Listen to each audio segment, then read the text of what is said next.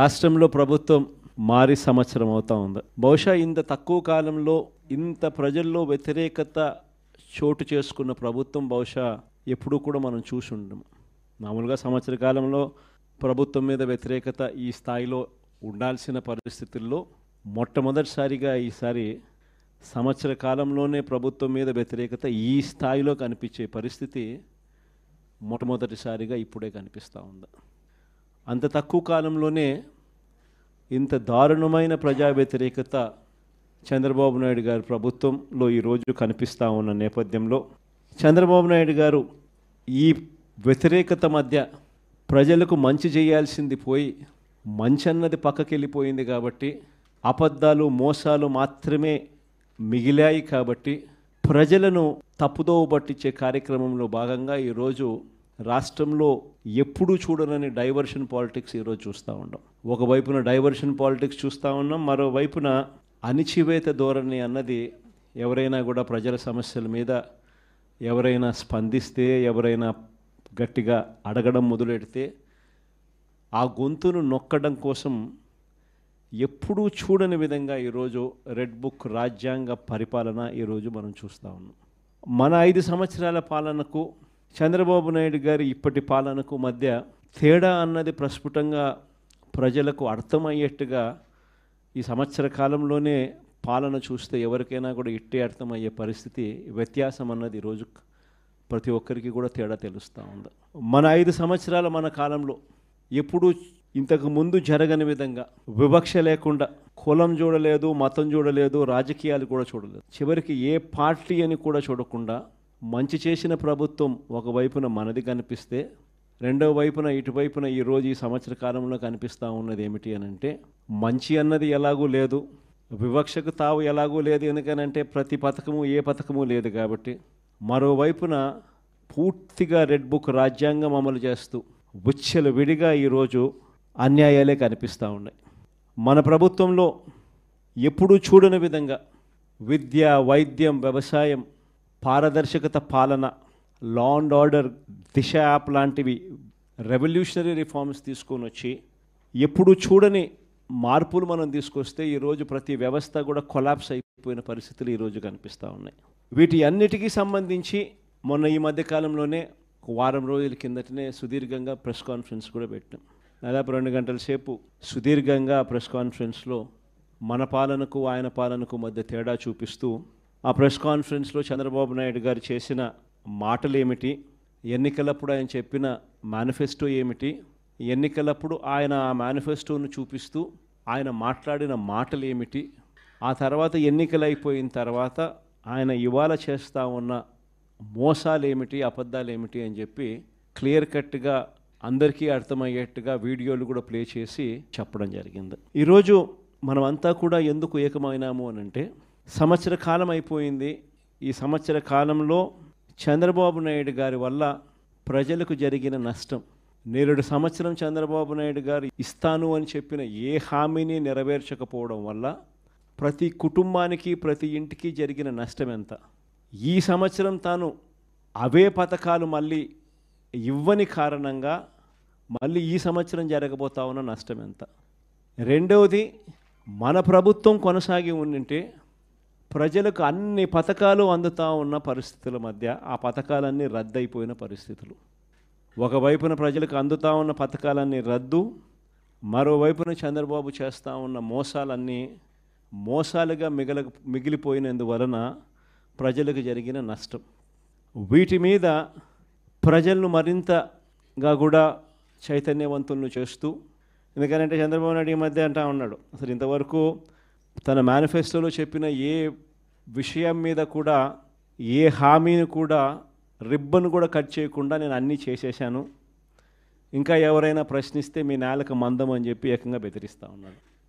అసలు ఏమి చేసినావు స్వామి నువ్వు, ఇంతవరకు చేసింది ఏమీ లేదు, అప్పుడే అన్నీ చేసేసినానని చెప్తా ఉన్నావు, పైగా నేను ఎవడన్నా ప్రశ్నిస్తే నీ నేలకు మందం అని చెప్పి నువ్వు మళ్ళీ బెదిరిస్తూ ఉండవు నువ్వు అని చంద్రబాబు నాయుడు గారిని గట్టిగా నిలదీసే కార్యక్రమంలో భాగంగా చంద్రబాబు నాయుడు గారి మేనిఫెస్టోను మళ్ళీ ఒకసారి రీకాల్ చేస్తూ అంటే ఒక కొత్త ప్రోగ్రాం ఈరోజు లాంచ్ చేస్తూ ఉన్నాం.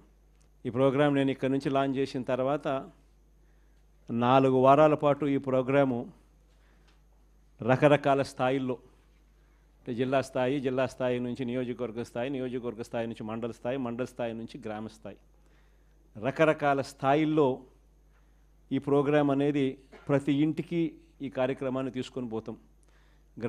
గ్రామ స్థాయిలో రచ్చబండ కార్యక్రమాలు ఏర్పాటు చేసి, రచ్చబండ కార్యక్రమంలో ఇవన్నీ కూడా సుదీర్ఘంగా డిస్కషన్ చేస్తూ చివరికి ప్రతి ఇంటికి కూడా ఈ కార్యక్రమాలన్నీ, ప్రతి ఇంటికి కూడా చంద్రబాబు నాయుడు గారు చేస్తూ ఉన్న మోసాలకు సంబంధించిన, చెప్పిన హామీలకు సంబంధించిన వివరాలను ప్రతి ఇంటికి ప్రతి గ్రామానికి, ప్రతి రచ్చబండ ద్వారా ప్రతి ఇంటికి కూడా తీసుకొని పోయే కార్యక్రమం చేస్తూ ఉన్నాం.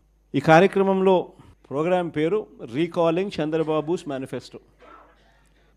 ఇంగ్లీష్లో, తెలుగులో బాబు మేనిఫెస్టోను గుర్తుకు తెస్తూ అనే కార్యక్రమానికి స్టార్ట్ చేస్తూ ఉన్నాం. ఎన్నికలకు ముందు చంద్రబాబు ఏమన్నాడు? జగన్ చేస్తున్నవే కాకుండా, మన ప్రజలు ఎక్కడన్నా ఈయన నమ్మరేమో అని చెప్పి మళ్ళా జగన్ చేస్తూ ఉన్నాడు, కనీసం ఈ పలావ్ అన్నా పెడతా ఉన్నాడు జగన్, ఆ పలావ్ కూడా పోతుందేమో చంద్రబాబుని, పొరపాటున చంద్రబాబుని నమ్మితే ఆయన మోసానికి అని చెప్పి చంద్రబాబు నాయుడు అప్పట్లో ఏమన్నాడు?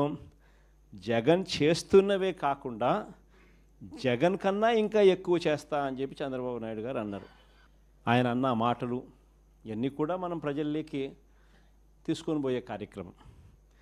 ఇంటింటికి కార్యకర్తలను పంపించాడు.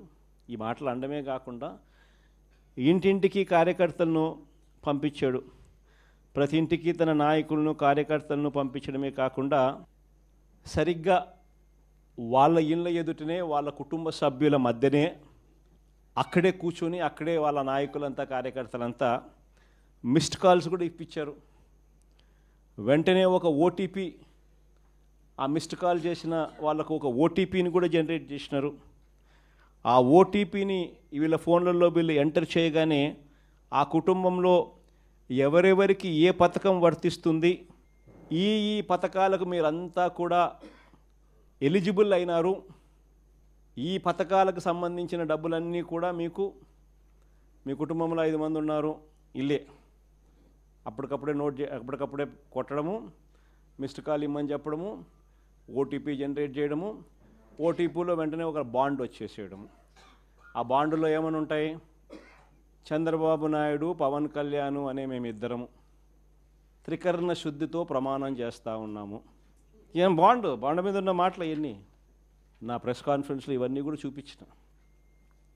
ఆ బాండ్ల మీద ఉన్న మాటలు, చంద్రబాబు, పవన్ కళ్యాణ్ అనే మేమిద్దరం త్రికరణ శుద్ధితో మీకు మాట చెప్తా ఉన్నాము. ఇంకా బాండ్ మీద ఏమని రాసినాము? చదువుతా. చంద్రబాబు నాయుడు అనే నేను మన రాష్ట్ర ప్రజలు నాపై ఉంచిన నమ్మకాన్ని నిలబెట్టుకుంటానని త్రికరణ శుద్ధితో ప్రమాణం చేస్తున్నాను. 2024లో టీడీపీ అధికారంలోకి వచ్చాక భవిష్యత్తుకు గ్యారంటీలోని వాగ్దానాలను ఎటువంటి వివక్ష లేకుండా, నిబంధనలు విధించకుండా అమలు చేయడంతో పాటు మన రాష్ట్ర అభివృద్ధికి పునరంకితమవుతానని ప్రతిజ్ఞ చేస్తున్నాను అని చెప్పి చంద్రబాబు నాయుడు సంతకం, ఆయనతో పాటు పక్కన పవన్ కళ్యాణ్ కూడా సంతకం పెట్టారు. ఇద్దరు కూడా ఇవన్నీ కూడా బాండ్ల మీద రాసి, మీ కుటుంబంలో ఇంతమంది ఉండారు, ఇందులో మీ ఇద్దరికి తల్లికి వందనం కింద, మీ పిల్లలకు తల్లికి వందనం కింద, మీకు 3 పిల్లలు ఉన్నారు, ఈ 3 పిల్లలు ఇంటూ 15,000, తల్లికి వందనం కింద మీకు 45,000 వస్తుంది. మీ ఇంట్లో 18 ఏళ్ళు నిండిన ఆడపడుచులు ఉన్నారు, వీళ్ళిద్దరికీ మీకు నెలకు 1,500 రూపాయలు చొప్పున, మీ ఇద్దరికి 18,000 రూపాయలు చొప్పున మీకు వస్తుంది. మీ ఇంట్లో రైతు మీకు ఉన్నారు, మీ రైతుకు 20,000 కింద అన్నదాత సుఖీభవ కింద అదనంగా వస్తుంది. మీ ఇంట్లో ఉద్యోగం రాని పిల్లవాడు, ఉపాధి లేని పిల్లవాడు ఒక పిల్లోడు ఉన్నాడు, ఆ పిల్లోనికి నెలకు 3,000 రూపాయలు చొప్పున 36,000 రూపాయలకు మీకు వస్తుంది. ఈ అన్ని పథకాలకు మీరు అర్హత సాధించినారు, అర్హత పొందినారు. మీరంతా ఈ పథకాలకు అర్హత పొందినారు. 2024 జూన్ నుంచి మీకు ఈ డబ్బులు జమ చేయడం మొదలెడతాము అని బాండ్ ఇచ్చి, త్రికరణ శుద్ధితో ఈ మాటలు చెప్పి ఇదన్నీ జరిగినాయి. అసలు మనం ఎందుకు ఓడిపోయినాము అని అంటే, ఈ మాదిరిగా ప్రతి ఇంటికి ఈ మాదిరిగా బాండ్లు ఇచ్చి, ఈ మాదిరిగా మోసం చేసి, ఈ మాదిరిగా వాళ్ళని ప్రలోభాలు పెట్టి ఈ మాదిరిగా చేస్తున్నారు. కాబట్టి ఈ మాదిరిగా మనకు ప్రజలు 10% ప్రజలు మోసపోయినారు.